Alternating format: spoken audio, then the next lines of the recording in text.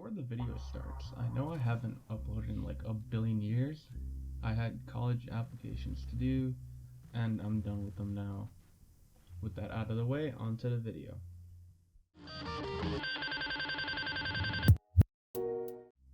So Phantom Forces got some new guns from the land of K-pop, the K family of weapons. My homie Vigil is very happy with this update. Speaking of Vigil, let's talk about his gun, the K1A. The K1A is a carbine that fits the role of a submachine gun and is a refresh of its predecessor, the K1. It does 33 damage at a range of 60 studs and 19 after the damage drop off of up to 150 studs. And it has a rate of fire of 900 RPM, which is actually pretty decent. It also has decent recoil too, making this gun an overall great package. The only downside being its low starting damage. K1A fits well with the other carbines in the game, so I recommend using this gun. Now moving on to the K7. The K7 is the PDW brother of the K1A. It's a bit weird seeing this since the K1A tries to be a submachine gun too, but it's whatever. The K7 has some things that the K1 doesn't though. For one, it is integrally suppressed, like the MP5 SSD. This makes it seem like a problem since you think, you can't attach barrels, but, Phantom Forces, being Phantom Forces allows you to attach like a few, like 3 or 4. Standout feature is the 1,100 rounds per minute fire rate. This makes it amazing at CQC, more than the K1A, even though the K1A is supposed to be the CQC variant of the K2. It's a bit weird, but it's fine. Anyways, it does 30 damage up to 60 studs and 17 up to 152 studs.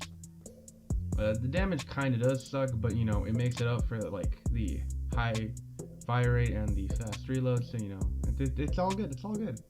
This thing's awesome to use. I really recommend it. It's like my favorite gun of the update.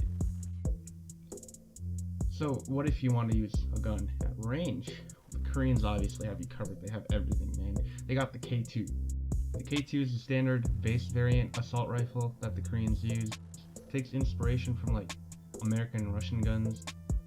This gun is a pretty good assault rifle. It does 34 damage up to 55 studs and 24 up to 162 studs at a rate of fire of 750 rounds per minute.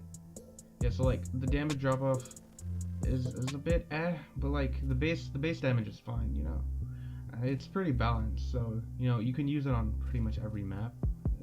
It's a jack of all trades, if you will. Alright, but what if you're like a sniper? What if you want to be in like phase or something? The Koreans really do got everything. Meet the K14.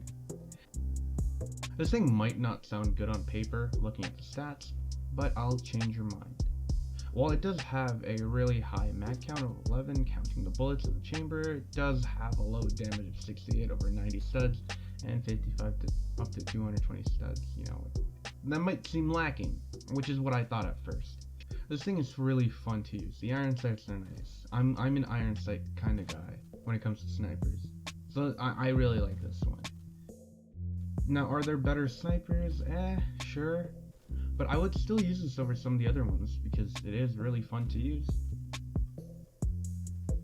Overall, most of the Korean guns that were added to the game are pretty cool. With that, I hope you enjoyed the video and maybe even learned something. If you did, drop a like, subscribe if you actually want to, get notified for more videos. With that, see you guys later.